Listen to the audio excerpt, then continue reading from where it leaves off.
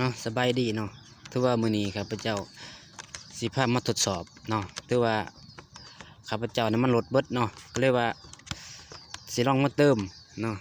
ซื้อใส่ตุกอันนี้เนาะสิซื้อซ้ำตุก1,20,000เนาะและหลายๆปั๊มเนาะเฮาเบิ่งว่าแต่ละปั๊มที่เท่ากันหรือบ่เนาะในราคาที่เท่ากันนี่เนาะโดยสิบ่ได้บอกว่าปั๊มใดเนาะถือว่าแต่จึงต้องมาเปรียบเทียบนำกันเนาะว่าเสียละสำไร20,000เนาะ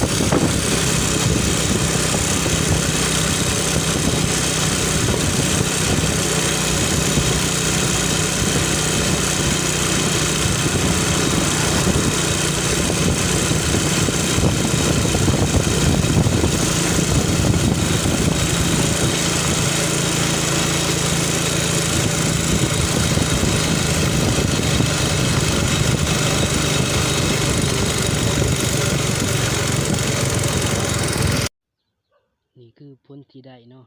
ถือว่าซีปั๊มเนาะปั๊มละ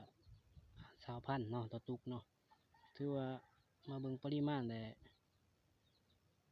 คือมีความใกล้เคียงกันเนาะห่างกันกับบ่หลายเนาะแต่ว่าข้าพเจ้าก็บ่ได้บอกเนาะว่าปั๊มอันใดเนาะมีแต่ว่าใครสนใจก็ไปลองทดสอบเอาเองเนาะ